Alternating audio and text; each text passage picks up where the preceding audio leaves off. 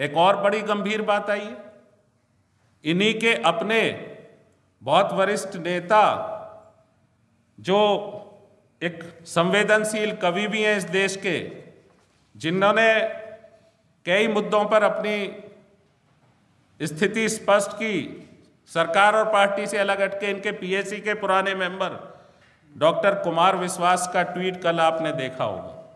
हम नहीं कह रहे, वो कह रहे हैं कि 21 से 18 करने और हजारों की संख्या में 850 से ज़्यादा ठेके खोलने के लिए दिल्ली का शराब माफिया, दारू जमाखोर और दूसरे लोग जिनको मैंने अपने समय में उन्होंने मुझसे बात करने की कोशिश की थी, दुत्कार दिया था, आज अब छोटे वाले के साले ने 500 करोड़ की डील में मामला सेट करा दिया। ये मैं नहीं कह रहा, ये डॉक्टर कुमार विश्वास का ट्वीट आपके माध्यम से लोगों तक जाए और दिल्ली की कांग्रेस डॉक्टर कुमार विश्वास के इस खुलासे पे हम दृढ़ता से ये कहना चाहते हैं कि इसकी हाई लेवल इंक्वायरी हो कि कौन लोग हैं इस माफिया, कौन माफियाओं की तरफ इशारा कर रहे हैं डॉक्टर कुमार विश्वास, कौन से 500 करोड़ का आरोप डॉक्टर कुमार विश्वास लगा रहे हैं। दिल्ली की कांग्रेस चाहती है इसका जो है जांच हो, उच्च स्तरीय जांच हो कि कौन लोग इसके पीछे जिम्मेदार हैं। आबकारी नीति आपने दिल्ली के लोगों पे थोप दी। जिस दिन पहले दिन 17 नवंबर को आपने ये लागू की, हमने 55 जगह दिल्ली की कांग्रेस ने धरना प्रदर्शन किया था, उन जगहों पे, उन ठेकों पे। हम लगातार अपनी जो हमारी यात्रा चल रही थी पोल खोल जन जागरण अभियान के तहत, उसमें लगातार शराब के लिए लोगों को बता रहे थे कि क्या हालात हो जाएंगे, लेकिन असत्य बयानी की भी हद है। आपने कहा एबीपी न्यूज एक चैनल पे आपने कहा कि हमने तो ठेकों की संख्या कम कर दी है। कैसे कम कर दी है भाई?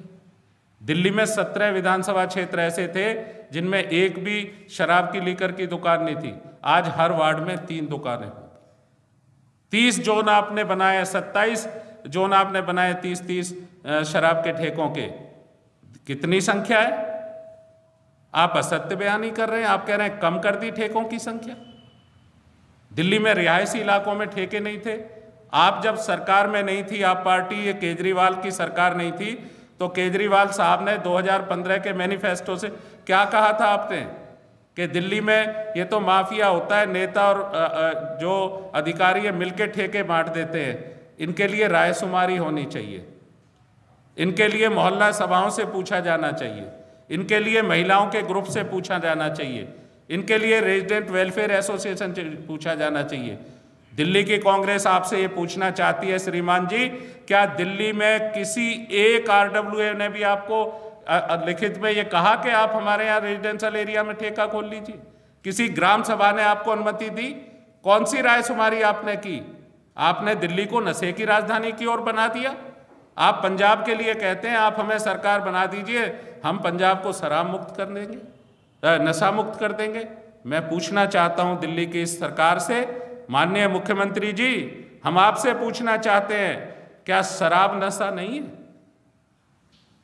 क्या शराब नशा नहीं है सरकार की निगाह में? और अगर शराब नशा है तो दिल्ली को आप नशे की ओर धकेल रहे हैं और दूसरे राज्यों में जाके, प्रांतों में जाकर आप पॉपुलिस्टिक बातें करते हैं, झूठे जुमले और वायदे छोड़ते हैं कि 4 महीने में हम पंजाब को नशा मुक्त कर देंगे, और दिल्ली में आप उसके उलट आपकी आबकारी नीति है। आपने क्यों नहीं चर्चा करी आबकारी नीति पे? आप मांगते ना ऑब्जेक्शन आरडब्ल्यूए से, आप पूछते कि उन्होंने आपको अनुमति दी है। दिल्ली की विधानसभा किस चर्चा के लिए बनी है? दिल्ली की कांग्रेस ये कहना चाहती है कि दिल्ली के लोगों का जनहित जन कल्याण नहीं होगा, तो क्या किसके लिए दिल्ली की विधानसभा काम कर रही है? राशन कार्ड जो योग्य व्यक्ति हैं, 54 लाख लोग, 50 लाख से ज़्यादा लोगों ने राशन कार्ड के लिए अप्लाई कर रखा है। आपने राशन कार्ड पे कोई चर्चा नहीं की। आप जब आपसे जवाब मांगा जाता है, आप कहते हैं एलजी साहब के ऑर्डर नहीं। अरे शराब की नीति को एलजी साहब के ऑर्डर मिल गए। हम बीजेपी से भी पूछना चाहते हैं कि नॉन कन्फर्मिंग एरिया में कैसे खुल सकती है शराब की दुकानें बिना लेफ्टिनेंट गवर्नर साहब के ऑर्डर के? डीडीए का जो मास्टर प्लान है उसको अमेंडमेंट किए बिना कैसे खुल गई वहां दुकानें? अगर खुली है तो किसकी मिलीभगत से खुली है? आप ट्रैफिक रोकते हैं, लेकिन पहले अपने झांक के तो देखिए, अपने जवाबदेही तो आपकी भी बनती है। डीडीए का डिपार्टमेंट आपके पास है।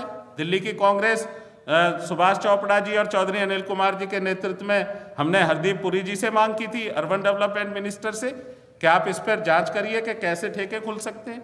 अभी तक उसका जवाब नहीं आया। और एक तरफ हम प्रशासन से और पुलिस प्रशासन से भी ये कहना चाहेंगे कि आप बायस्ड ना होइए। हमारी जनजागरण अभियान को 25 तारीख को जनकपुरी से रोका गया, कहा गया कि हम नहीं करने देंगे। डीडीएमए के गाइडलाइन आ गई हैं, उन गाइडलाइन के तहत हम मास गैदरिंग नहीं होने देंगे, हम आपकी पदयात्रा को जारी नहीं होने देंगे। मुकदमे बनाने के लिए आप पड़ गए। अगले दिन जो बुराड़ी की थी उस पर आप पड़ गई। दिल्ली पुलिस ने कहा कि साहब नहीं कर सकते। हमने माना कि अगर इससे लोगों को संक्रमण होता है, कोई परेशानी होती है, तो हम विड्रॉल करेंगे, कोई बात नहीं। हम लोगों की भलाई के लिए जन जागरण अभियान चला रहे। दिल्ली की कांग्रेस परेशानी में नहीं ला सकती अपने नागरिकों को, लेकिन येलो अलर्ट के बाद भी आपने प्रदर्शन होने दिया, क्यों साहब? तो ये दोहरी वो नहीं होनी चाहिए नीति। इस पे भी मैं प्रशासन से कहूँगा कि इस पे ध्यान दें। ऐसा ना हो दिल्ली में इतनी जगह ये सरकार विफल रही है, लगातार विफलताओं पे विफलता है, और चर्चा नहीं करते आप सदन में।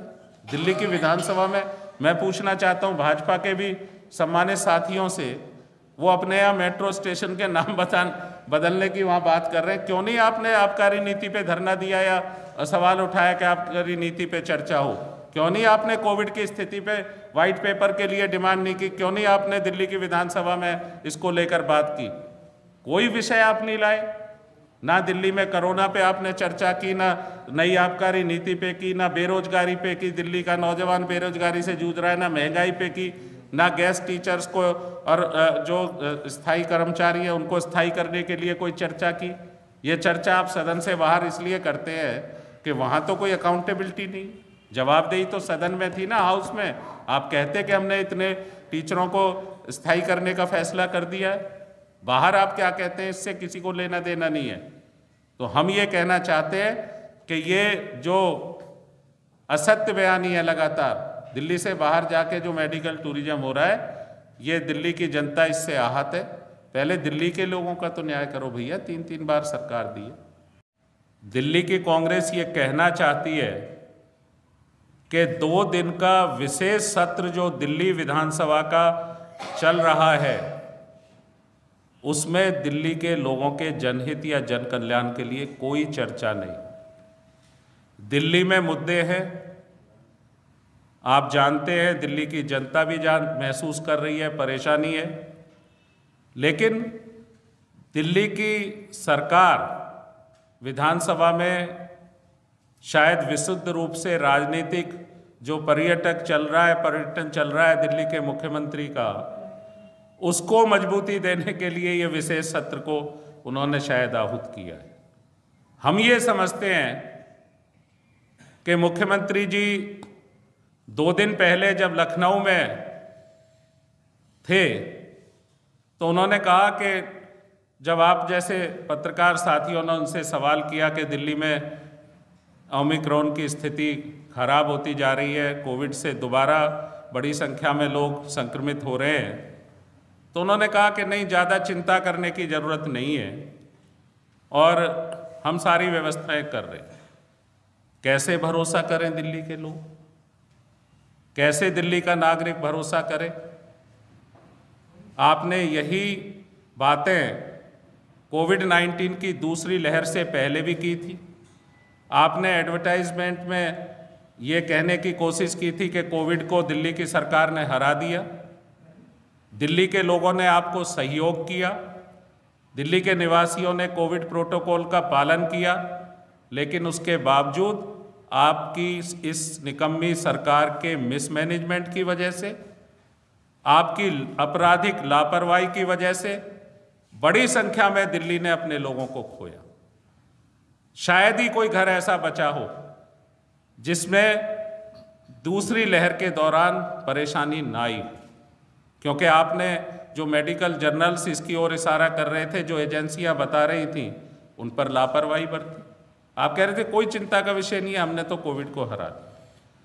दिल्ली की कांग्रेस पूरी जिम्मेदारी से ये कहना चाहते हैं, हम लगातार इनको कह रहे हैं कि आज लगभग तीसरी लहर दिल्ली में आपके दरवाजे पे खड़ी है। हम इसकी चेतावनी पहले भी दे रहे थे, हम अपने लोगों को आशंकित नहीं करना चाहते, लेकिन दिल्ली की सरकार के रवैये से लोग फिर से डर महसूस करने लगे। आपने जिस तरह से ट्रीट किया कोविड-19 की दूसरी लहर को, जिस तरह से लोगों को भगवान भरोसे छोड़ा, आप आंकड़ों में कह सकते हैं कि ऑक्सीजन की कमी की वजह से कोई डेथ नहीं हुई, लेकिन पत्रकार भी इस बात के गवाह हैं। आप जागरूक जिम्मेदार पत्रकार बंधुओं के माध्यम से ये बात निकल के आई कि किस तरह से ऑक्सीजन की कमी दिल्ली में हुई थी उस समय, और आज जब तीसरी लहर की आशंका है, लगभग ओमिक्रॉन के केस दिल्ली में इतने स्पीडली बढ़ रहे हैं, तो आज आप दिल्ली की विधानसभा में कोई चर्चा नहीं कराएंगे इस पे? इतने गंभीर विषय पे आपने दिल्ली की विधानसभा में चर्चा में विषय ही नहीं रखा आपने कोविड को और कोविड-19 के हालात को।